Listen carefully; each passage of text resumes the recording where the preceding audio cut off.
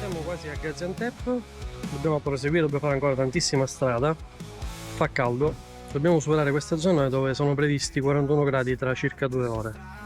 Le giacche della Alpine Stars si stanno comportando egregiamente, le ventilazioni a 40 gradi funzionano bene, non stiamo schiattando in modo, è il sole diretto che ci dà fastidio.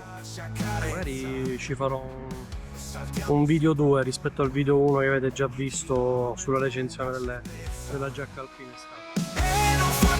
Qua siamo ancora in viaggio, questo video lo facciamo direttamente dal ritorno dal viaggio in Turchia e cercherò di spiegare, o meglio di rispondere alle domande che ci avete fatto in questi mesi riguardo la giacca Alpine Stars ST2 laminata. Questa qui, questa è la mia, l'ultima volta ho fatto vedere quella di Manuela, che comunque è appesa dall'altra parte. Effettivamente l'ultima volta che abbiamo fatto il video di presentazione della giacca ci siamo concentrati più sulle motivazioni che sul vero e proprio utilizzo. L'avevamo utilizzata già in Croazia, testandola tra vento, acqua, freddo, caldo.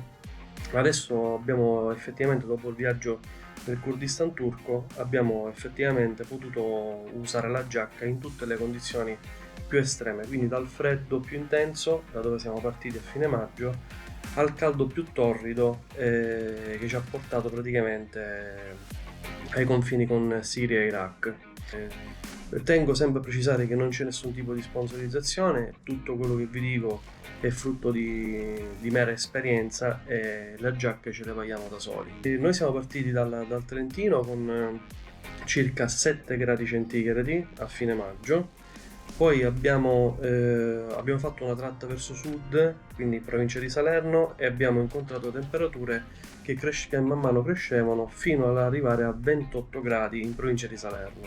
In questo range di temperatura abbiamo semplicemente tolto la protezione termica e poi il nostro viaggio è proseguito subito dopo verso Brindisi per andare a prendere il traghetto. Da Salerno fino a Brindisi abbiamo preso praticamente acqua in maniera costante, la giacca non ha preso acqua, non ha fatto entrare acqua, forse potrei dire qualcosa dal polsino, ma quella è colpa mia perché non uso guanti in Gore-Tex e non uso dei guanti che vanno sopra la giacca, quindi forse un minimo nei polsi.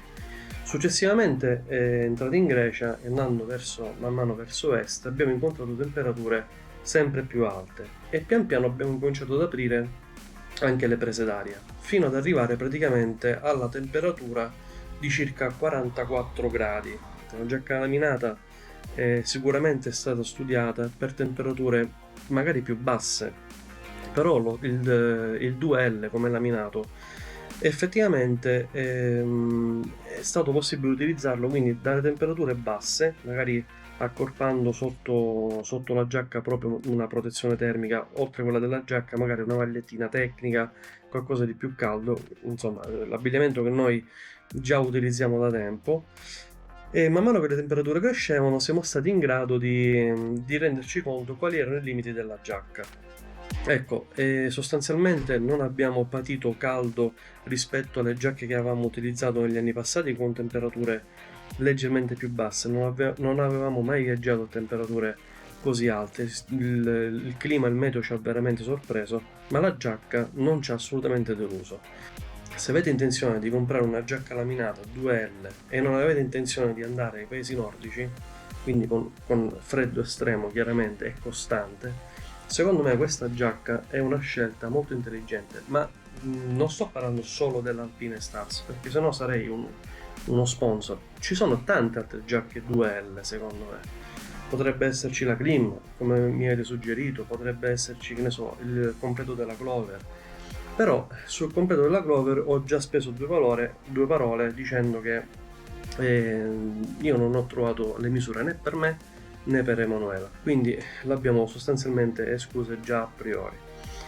Ecco, questo cosa vuol dire? Che rispondendo sempre alle domande che ci avete fatto, la giacca si può utilizzare anche con il caldo.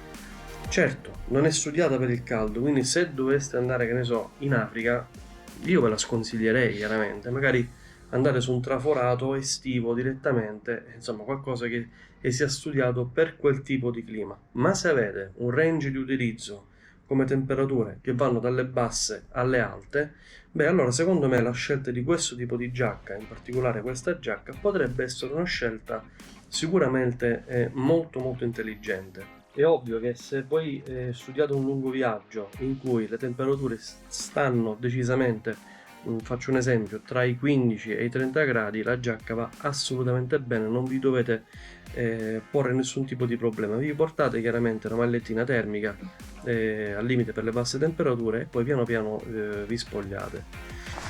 Vi faccio vedere le prese d'aria. Le prese d'aria si aprono in questa maniera, sono ampie, l'aria circola assolutamente molto molto bene.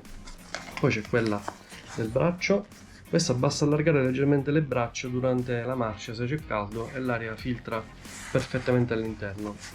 E poi abbiamo l'estrattore d'aria dietro, attualmente è aperto, dovrebbe essere aperto, sì.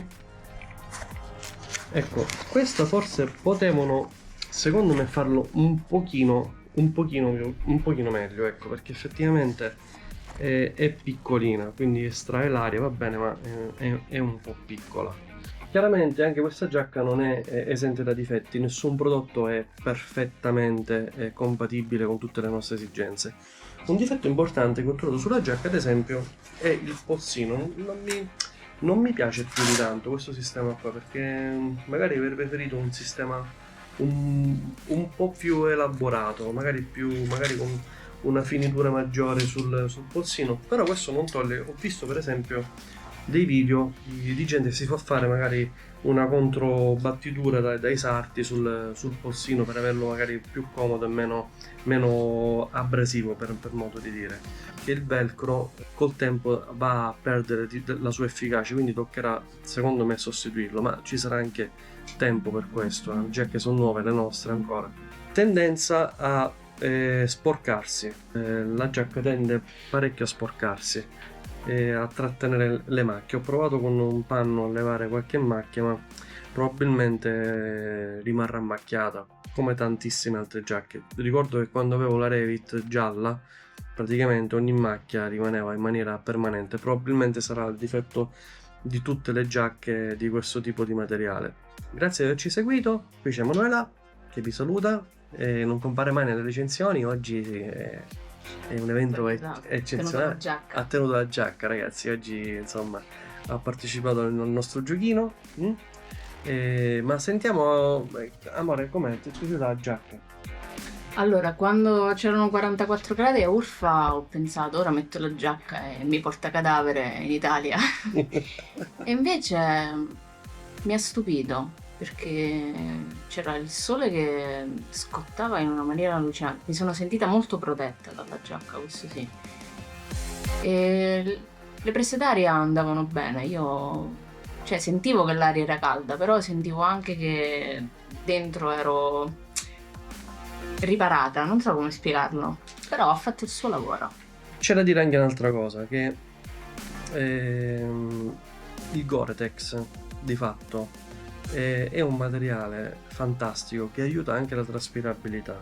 Quindi man mano che magari uno suda, sente caldo, suda, chiaramente crea quell'ambiente un po' caldumido all'interno della giacca, il Gore-Tex ti permette anche di espellerlo in maniera costante, creando magari quel minimo di sensazione di refrigerio, se così si può dire, che poi non è proprio refrigerio, però ecco un termoregolatore. Non so se altre giacche abbiano le stesse caratteristiche, però noi ci siamo trovati veramente molto molto bene. Certo, non è che c'è l'aria condizionata nella giacca, a 44 gradi c'è poco da fare, però diciamo che non siamo svenuti, ecco, ce l'abbiamo fatta, e comunque 44 gradi Cioè non è ti che li arriva l'aria che scotta addosso. ti bruci. Pure che hai una tutta traforata non è che ci fai molto, perché ti arriva l'aria che è già calda di suo e proprio ti senti bruciare. Diciamo che in Iran non so se è proprio la giacchetta ideale. Iran. No, Iran no. basta Però per almeno qualche anno. per qualche anno niente caldo, Grecia. ora per qualche anno vedremo che cosa faremo nel nostro canale, nei nostri viaggi.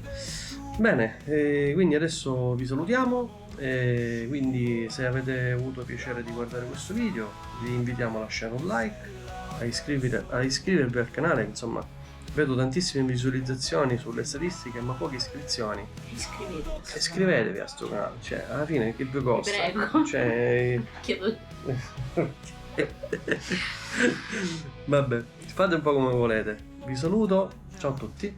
Sotto il cielo blu, il caldo del sole brucia sempre di più. La certezza c'è, ogni ricordo resta dentro di noi. Per sempre ci sarà la moto e la strada in sella verso il mondo. Odore di mare